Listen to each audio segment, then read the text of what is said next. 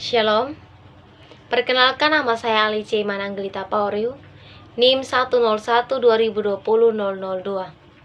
kelas A semester 5. Pada kesempatan kali ini, pada video ini, saya akan menjelaskan materi tentang manfaat landasan pengembangan kurikulum. Dimana ketong tahu bahwa kurikulum itu sebagai suatu sistem terdiri atas 4 komponen. Yang pertama itu komponen tujuan, yang kedua isi atau materi, yang ketiga proses pembelajaran, dan yang keempat komponen evaluasi.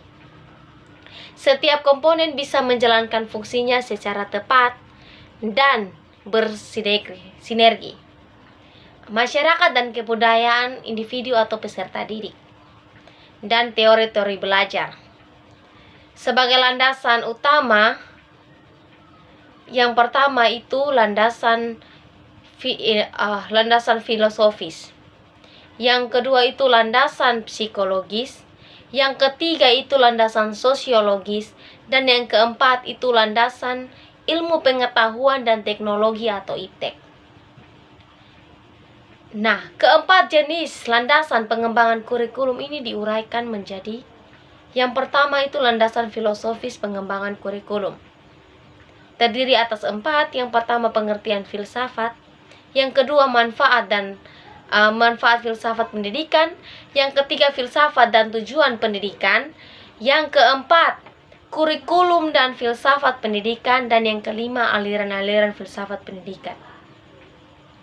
Nah, pengertian filsafat itu terdiri atas 2 kata dari bahasa Inggris yang arti filosofi, yang berasal berpaduan 2 kata dari bahasa Yunani, yaitu philein yang berarti cinta dan sophia yang berarti kebijaksanaan.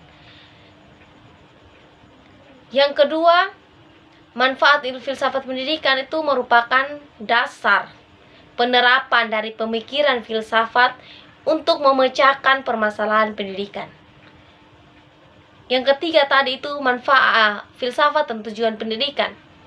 Pandangan-pandangan filsafat sangat dibutuhkan dalam pendidikan, terutama dalam menentukan arah dan tujuan pendidikan. Yang keempat, kurikulum dan filsafat pendidikan itu merupakan alat untuk mencapai tujuan pendidikan, karena pendidikan sangat dipengaruhi oleh filsafat atau pandangan hidup suatu bangsa. Yang kelima itu aliran-aliran pendidikan. Aliran-aliran filsafat pendidikan itu kurikulum, baik pada tahap kurikulum sebagai ide, pengalaman hidup, maupun kurikulum sebagai hasil dan pengembangannya. Nah, landasan filosofis itu merupakan asumsi-asumsi tentang hakikat realitas manusia, hakikat pengetahuan, dan hakikat nilai yang menjadi titik tolak mengembangkan kurikulum. Yang kedua, landasan psikologis adalah asumsi-asumsi yang bersumber dari psikologi yang dijadikan titik tolak dalam mengembangkan kurikulum. Ada 2 jenis yang menjadi acuan, yaitu psikologi perkembangan dan psikologi belajar. Yang ketiga, landasan psikologi sosial budaya atau sosiologi, merupakan asumsi-asumsi yang bersumber dari sosiologi dan antropologi yang dijadikan titik tolak dalam mengembangkan kurikulum, karakteristik sosial budaya, dan di mana peserta didik hidup berimplikasi pada program pendidikan yang akan dikembangkan. Yang keempat, landasan ilmu pengetahuan dan teknologi atau IPTEK adalah asumsi-asumsi yang bersumber dari hasil riset atau penelitian dari aplikasi atau ilmu pengetahuan yang menjadi titik tolak dalam mengembangkan kurikulum. Pengembangan kurikulum ini membutuhkan sumbangan dari berbagai kajian ilmiah dan teknologi, baik yang bersifat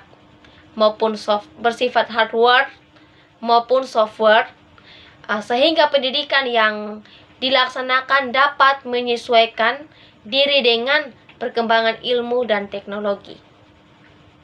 Demikian materi saya. Terima kasih, Tuhan Yesus memberkati.